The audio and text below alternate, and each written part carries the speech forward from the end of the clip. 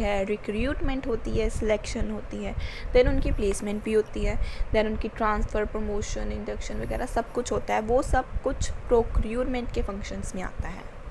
So first procurement के function के under क्या होता है? ह्यूमन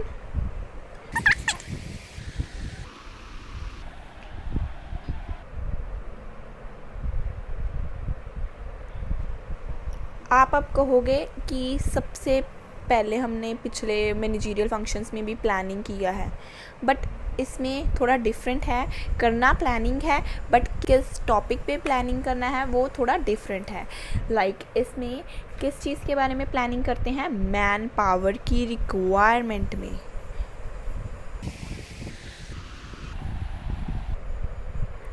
मैन पावर रिक्वायरमेंट मतलब कि एक ऑर्गेनाइजेशन में पर्टिकुलर जॉब के लिए कितने एम्प्लॉयज़ या कितने बंदों की ज़रूरत है।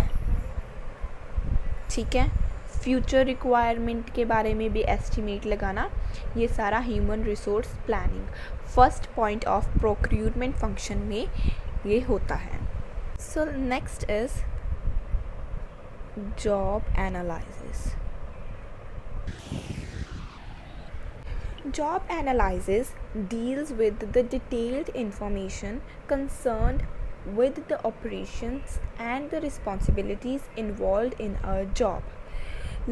एक जॉब में जितनी भी रिस्पॉन्सिबिलिटीज़ होती हैं और जितने भी ऑपरेशंस होते हैं उन सब की एक डिटेल्ड इन्फॉर्मेशन जॉब एनालिसिस में होती है। सो ये भी काम एक HRM का काम होता है, डिटेल्ड इन्फॉर्मेशन प्रोवाइड करनी कि एक जॉब में जितनी भी ऑपरेशंस होते हैं, जितनी भी रिस्पॉन्सिबिलिटीज़ होती हैं उसके बारे में। So it help us to identify the need of man power in our organisation. अगर जॉब की रिस्पॉन्सिबिलिटीज़ ऑपरेशंस पता हो गए तो उसके अकॉर्डिंग ही हम मैन पावर की नीड को भी फुलफ़िल कर सकेंगे। That's it. So okay, next is recruitment.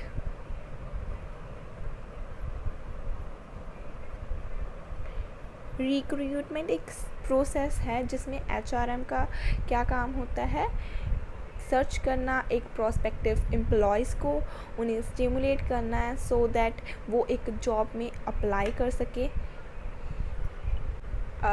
More over recruitment process में क्या होता है, जो भी जॉब के लिए एप्लीकेशंस आई होती हैं उन्हें एक्सेप्ट करना, फिर कोई भी इंटरव्यू के लिए जो से क्वालिफाइड हैं उनको कॉल करना, then to make arrangements for the first, second and third interview and to recommend their appointments and to organise written and oral test, to arrange for their medical test. ये सारे काम HRM करती हैं through various sources. Recruitment में two type के sources से वो employees को सर्च करती है, like internal sources and external sources. Internal sources वो सोर्सेज हैं एक जॉब में ही एम्प्लॉयज़ की ट्रांसफ़र कर देनी, प्रमोशन कर देनी, ऐसे एक ही ऑर्गेनाइजेशन में एम्प्लॉयज़ की अवेलेबिलिटी प्रोवाइड करना, वो इंटरनल सोर्सेज होते हैं। Internal sources as the name sounds like internally from the organisation employees को ढूंढना। ठीक है, next is external sources. External sources मतलब कि out of organisation. External sources like press advertisement, placement agencies, labor contractors, educational institutions and many more. So internal and external sources के through employees को search करना and stimulate करना उनको job के लिए apply करने के लिए। After recruitment, next function of HRM is selection. Selection process में through qualification,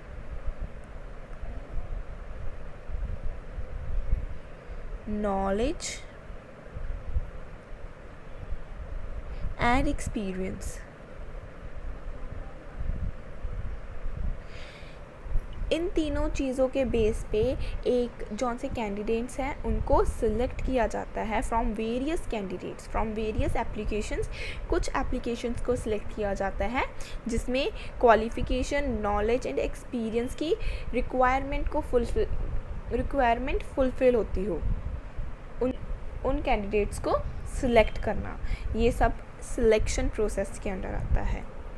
next is placement.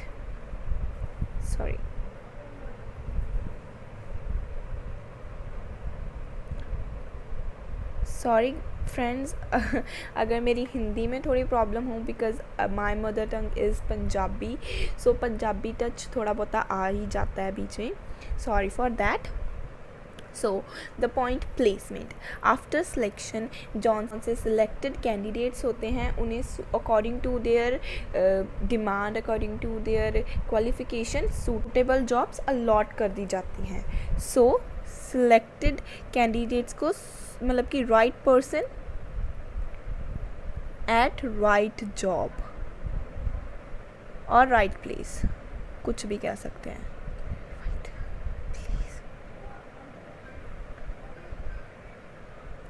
Done. मेरी स्क्रीन पे पूरा नहीं आ रहा, sorry for that. Okay, after placement the next function is induction. So what is the meaning of induction? I think this would be a new word for non-commerce background. So what is the meaning of induction? Induction is the process under which an employee is being introduced with the organizational practices, policies, people. मतलब कि जितने भी काम हैं या जितने भी employees हैं एक काम में, उनके साथ इंट्रोडक्शन होती है. that is all come under the process induction. Moreover, it involves familiarizing the new employee with the company, work environment and the existing employees so that the new people feel at home and can start work confidently. Simple to इसमें आप इतना याद रख लेना, introduction.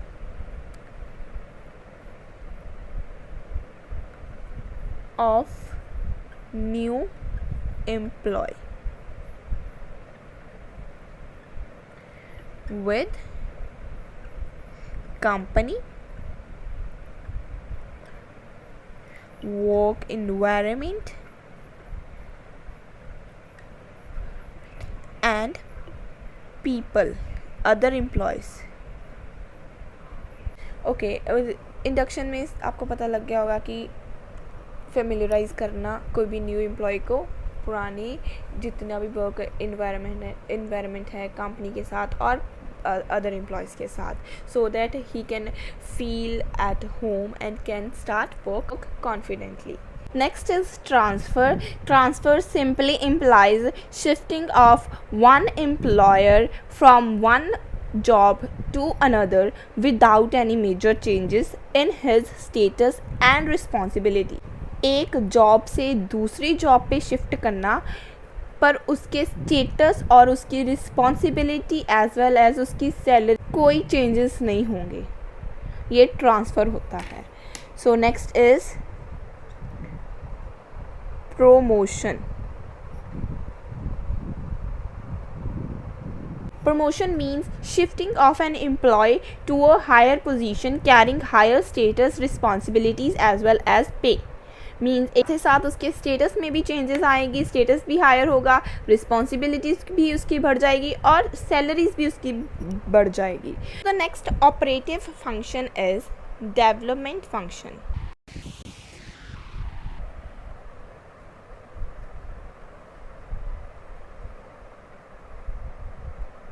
Development function के under 3 functions आते हैं.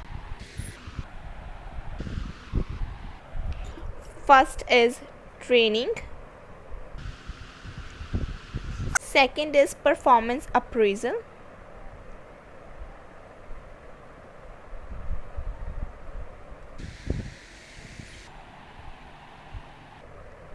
and the third is career planning and development.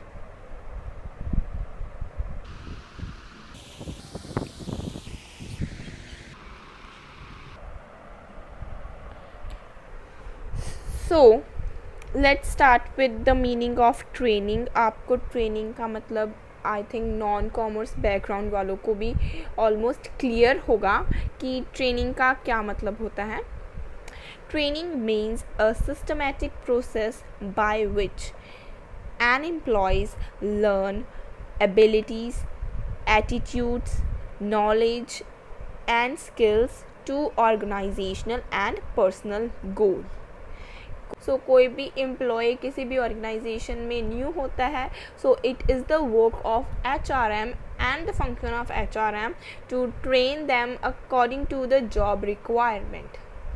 So next is performance appraisal. Performance का तो मतलब पता ही होगा, सो मैं आपको पूरा ही मतलब बता देती हूँ.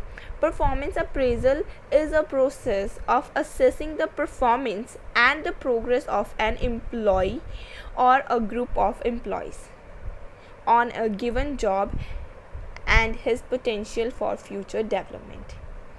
जिसका मतलब है कि एक एम्प्लॉय की परफॉर्मेंस, वो एक जॉब में जितना भी काम होता है वो कैसे करता है, उसकी परफॉर्मेंस को असेस करना, देखना, परखना, उसे देखना कि वो कैसे काम कर रहा है, क्या उसकी काम करने के तरीके में कोई इम्प्रूवमेंट हुई है, जिससे जैसे हमने ट्रेनिंग दी है उसके साथ कोई इम्प्रूवमेंट हुई है कि नहीं. So performance appraisal means assessing the performance of an employee. Okay, next is career planning and development. Career की प्लानिंग करना और डेवलपमेंट करना, किसकी, एक एम्प्लॉय के करियर की.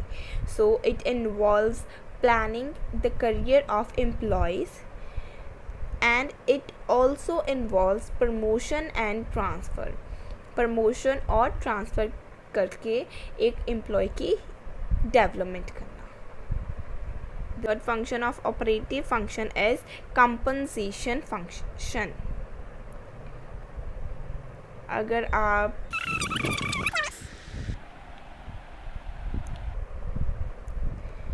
compensation मतलब salary, wages, remuneration of the employees.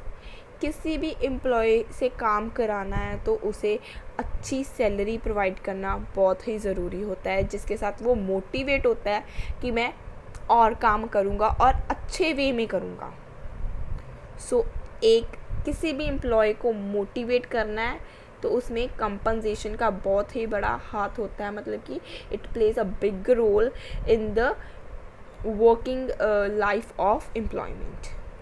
So under compensation function, मैंने आपको जैसे बताया कंपनसेशन का मतलब wages and salary. So the first function under the compensation function is wages and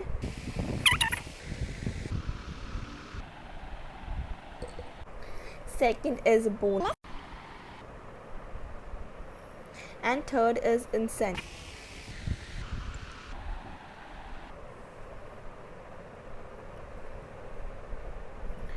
So what is the meaning of wages and salaries? अगर कोई भी employ एक ऑर्गेनाइजेशन में काम करता है तो उसकी